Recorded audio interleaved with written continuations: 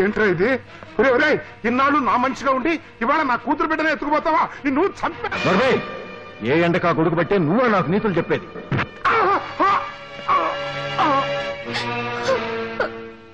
మన పాపని రామూర్తి చంపేస్తాడేమని భయంగా ఉందండి.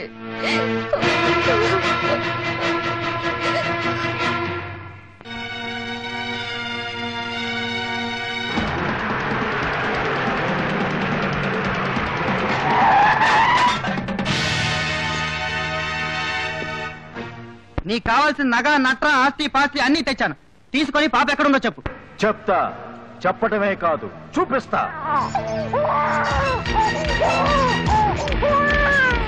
కోడి, నా పాపకేమైనా జరిగితే నీ ప్రాణాలు తీశాను. మర్యాదగా నా పాప నాకు ఇచ్చి. అంత తేలిగ్గా ఇస్తాను. ఎన్నాళ్ల నుంచో ఈ అవకాశం కోసం ఎదురు చూస్తున్నాను. ఈ రోజు నాలో రగులుతున్న పగ ప్రతీకారం తీర్చుకుంటాను.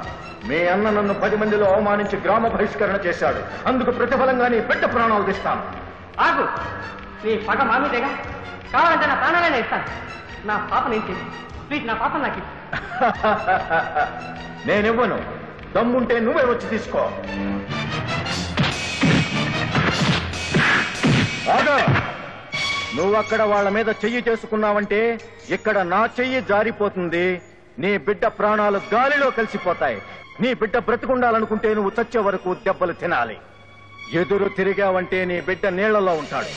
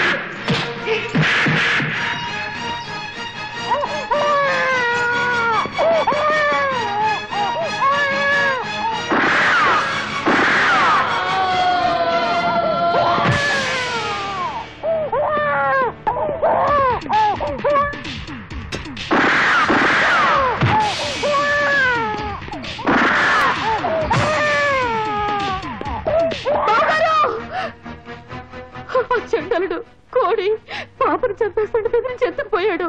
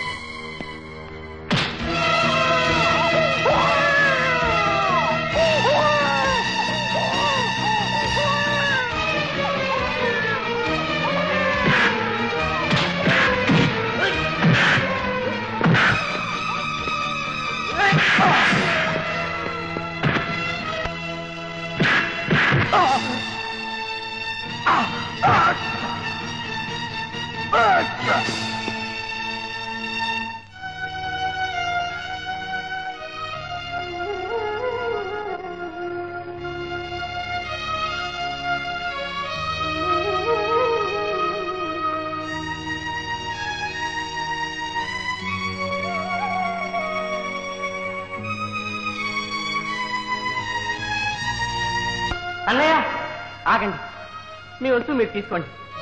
తాకట్టు పెట్టిన మీ వస్తువు తీసుకెళ్ళండి అక్క.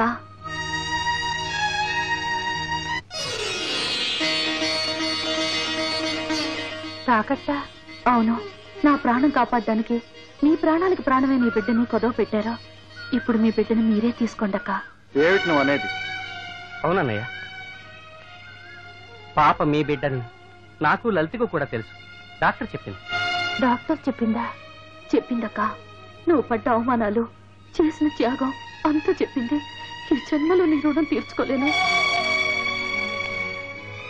ఏమ్మా లలిత, అన్నీ తెలిసి కూడా లక్ష్మి నీడ పడితే పాప బ్రతకదనా నీ పుట్టింటికి తీసుకెళ్ళా? లేదండి, అక్క ఎన్నో అవమానాలు పాలైంది. పాపక ఇంట్లో ఏం జరిగినా దేవత లాంటి అక్కని మా అమ్మ ఆడిపోసుకుంటుందని పుట్టింటికి తీసుకెళ్ళాను. అమ్మా లలిత. దుర్మార్గురాల, ఆవిడ్ని పట్టుకుని గొడ్రాలు దరిద్ర దేవత అని తిడతావా? నీ కూతురు ప్రాణాలు కాపాడటం కోసం తను తన బిడ్డను త్యాగం చేసింది. నువ్వు చేసిన పాపాలు తీరాలంటే ఆమె కాళ్ళ మీద పడి క్షమాపణ కోరుకో.